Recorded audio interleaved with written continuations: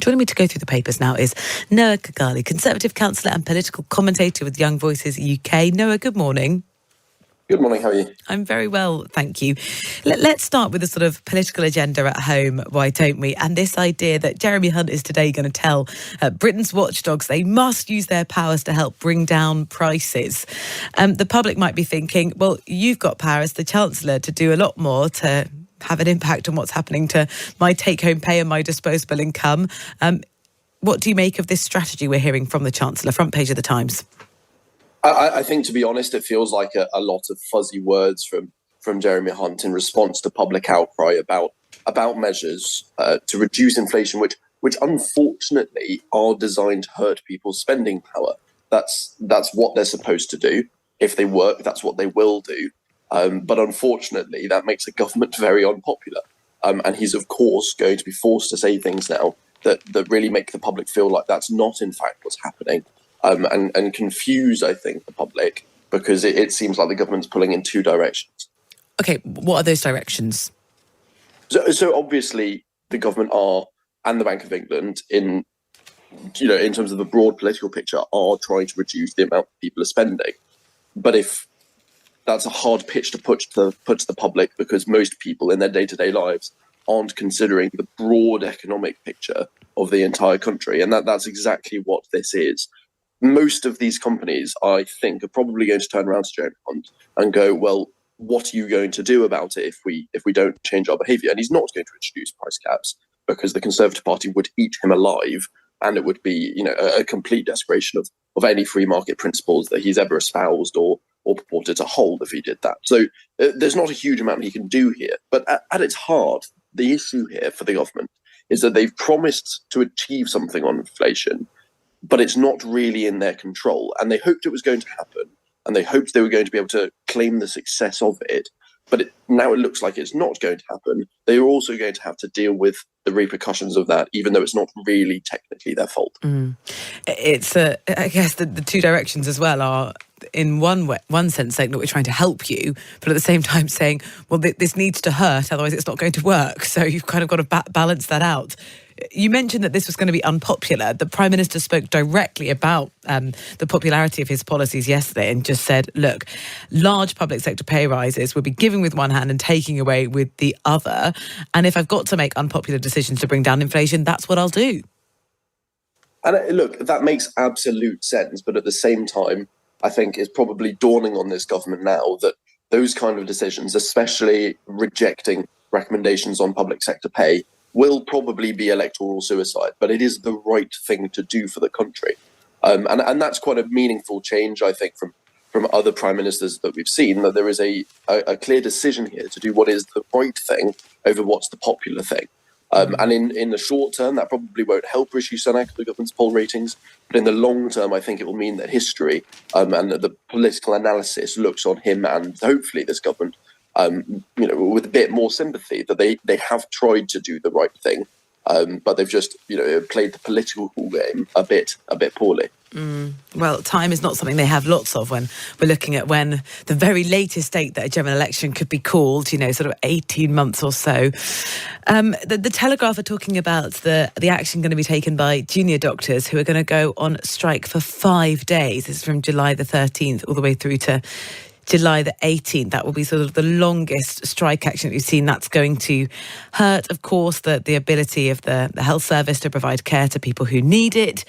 But junior doctors are going to be offered, it looks like, an extra £1,000 as ministers are desperately trying to end this sort of long-running strike action. This is the problem, though, isn't it? You've got huge groups like doctors, train drivers who say, look, we're not going to stop this until we get more money, and the government say, well, we can't give it to you. So where does this end? Absolutely, and there is a clear issue there. Something that's very interesting, though, in terms of what's going to happen with doctors is this new NHS workforce plan, and this plan to double the amount of medical school places from 7,500 to 15,000. And that does feel, considering there's an election looming on the horizon next year, it does feel like an attempt to draw Labour out into a policy battle, because it's the kind of thing that you put in an election manifesto, and it's the first real time that we've seen that long-term planning in a while. And whilst it's not something that's going to grab the headlines immediately. It does feel like an attempt to start running an election campaign. And I would just keep an eye out for more pledges and more long-term ideas like that appearing. And I think the government and the Conservative Party are really going to try and get Labour to come out and make those kind of pledges too. How much credibility do these promises have? I mean, the very first thing we started talking about was the promise that we all sort of said, OK, sure, fine, to halve inflation by the end of the year. That looks increasingly unlikely. When we hear, oh, look, we're going to tackle NHS waiting lists, we'll increase the cap of the number of people who can be trained for medical school here from 7,500, I think it's 15,000.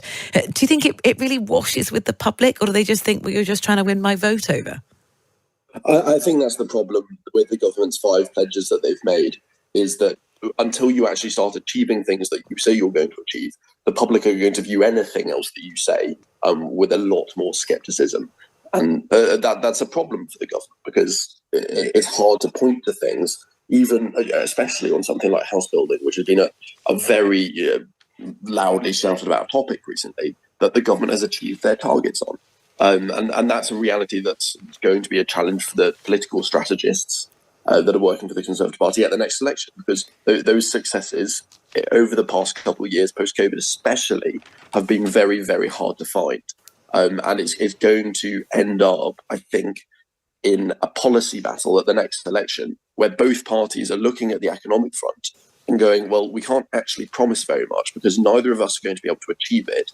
And it could actually end up being a very boring election with no real change on the horizon. But we're going to stop, government waste and those kind of classic campaign pledges.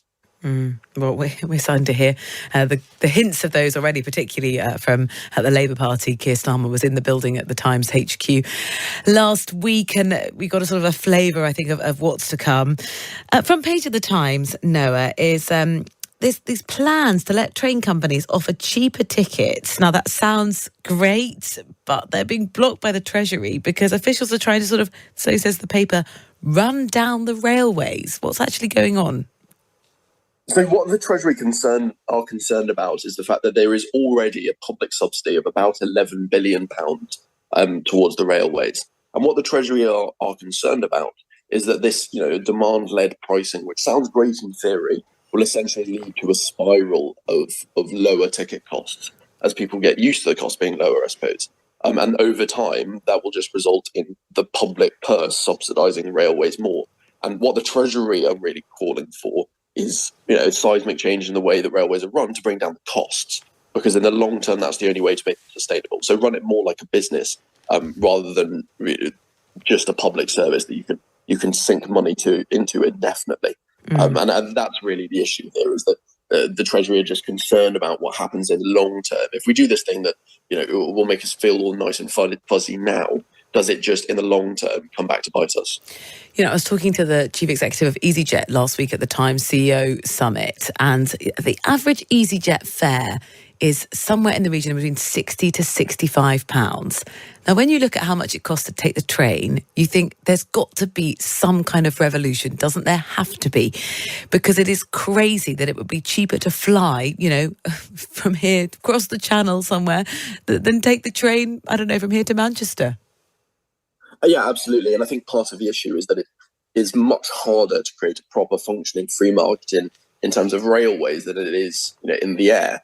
And that's something that I think the government and people, philosophically, it's hard for a Conservative Party to really admit that the free market isn't going to work the same way here as it does for everything else. And that's a real challenge.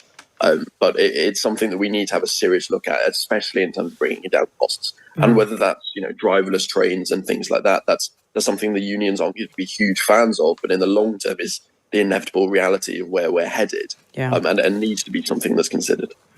There are fantastic photographs in the papers and some quotes of people who've spent 3.5 days in the baking sun, no toilets, die-hard fans waiting, I think, for sort of 12 hours to see Elton John right at the front of the Pyramid stage as Glastonbury sort of came to a close last night. But there's been a real question. Have you ever been to Glastonbury, Noah?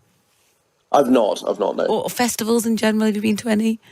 They're not really my thing. I think it seems rather hectic. So for you, the comfort instead, watch it at home on the TV and see the highlights. There's been this really big discussion about what the drug testing policy should be at festivals, because this year marked a bit of a change. And we've seen sort of a letter that's been written to the Home Secretary from a whole load of musicians who are saying the government should allow the resumption of tests of confiscated pills. Why do you think there was a change, and what do you think would be the right policy? So it seems like a classic case of government bureaucracy, really. So it's a three-month process, apparently, to get these licenses to do on-site testing, which seems like an incredibly long time. And that's essentially what the issue has been here. So, yet again, this is a classic case of big government and probably 100 layers of middle management to get these processes through, where it could probably be done in a month. But the government seems to be doing this at every turn, be it passport or driving licenses, just creating these layers of bureaucracy that get in the way of good, competent government. And the reality here is the government could, next week decide that this isn't going to be a 3-month wait. But that's up to them, and it is just probably not very high on their list of priorities right now, unfortunately. Yeah, because earlier this month it was the Home Office that told organisers of Park Life Festival that for the first time, it's 10 years pretty much, since 2014, they wouldn't be able to check for dangerous drugs without this special licence. So this sort of appeal now to say, please could you put that back in place, because it would potentially save lives, particularly if there's sort of dangerous batches of drugs that get distributed. Did you see any of Glastonbury, Noah? Clips? I saw the ending yesterday, so Elton John's big goodbye. A little bit of criticism that maybe this year at Glastonbury there was too many golden oldies. Yeah, it did sound like a very much end of an era, and maybe that means that next year you get the big names for the younger people. You might get I think the rumours that Taylor Swift was supposed to be in the country at the time, so that kind of thing. Blondie, Rick Astley, Elton John. No, if there was going to be one act that would persuade you that festivals were for you, that you'd go and stand in 12 hours for, would there be one? It's going to be an incredibly niche one, but Anderson .Paak was the one I was pitching yesterday, which, if anyone hasn't heard, I would urge them to go and listen. But it's probably a little bit niche for a lot of people. Yeah, it's raised an eyebrow in the studio from me and from Rachel, who's just about to read the news, so maybe we'll have to do a bit of research. Noah, thank you so much. Noah Khogali is a Conservative councillor and political commentator with Young Voices UK. I think